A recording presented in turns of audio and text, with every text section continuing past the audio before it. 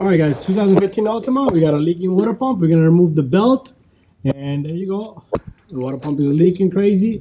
So we're gonna pull on the tensioner. We're gonna stick a bolt right here, and then we're gonna probably end up removing the tensioner itself, and then we'll get the water pump out. Big job, critical job. So that water pump is crazy bad, and this guy's overheating. I showed you guys diagnostic earlier, and so we're gonna put a 17 millimeter over here. And we're gonna stick a bolt onto right there slot so the tensioner can stay in one spot. So I removed the belt with the 17 millimeter from right here. I'm gonna take out the tensioner. It's a 13 millimeter and a 13 millimeter. So I got my tools ready here. And remember, we usually put a pin in the side here for the tensioner to stop.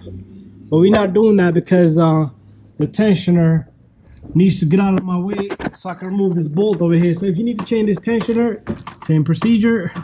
It's a 13 millimeter and a 13 millimeter bolt here. Once they're loose, okay, you cannot remove it by hand.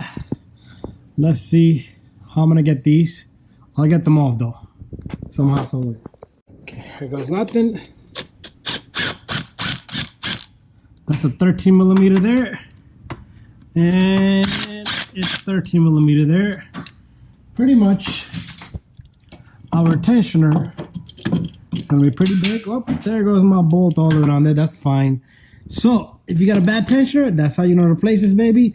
We'll put it back together later. So keep the bolt in order. But look at that water pump. We got a lot of access to it. So we got 1 bolt, 2 bolt, 3, 4. We got a whole bunch of bolts. So what I want to do is I want to remove the top bolts first, and then we'll come back to the bottom bolts. And usually that's how your water pump will fail. Okay. Yeah. Okay, so we got the pump in. Now we need to get the tensioner in. We're gonna bring the camera down a little bit so we can see. So remember, this was on the top, and we're gonna get this baby right here. I can't see you blocking my view out. Back a little bit. So I'm gonna catch 1 bolt. Right, record from right here. Right here. Oh, okay. And then we got the second bolt is gonna go up there. And there we have it.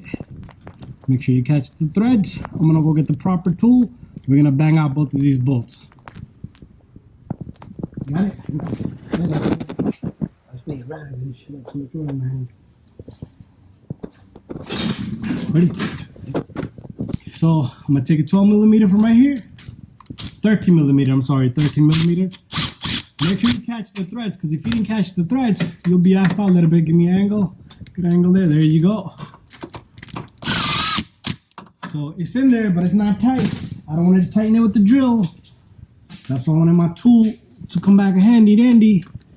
And this guy's, yeah, there you go. Nice and tight. And I'm going to do the same thing up here. Come on, that guy. There you go. Nice and tight. Don't snap the bolt either, okay? And this is the reason why you see this bolt. That's the reason why I took off that little mechanism for the belt drive there. Okay, so this is tight. Leave it alone. All right. So that's it.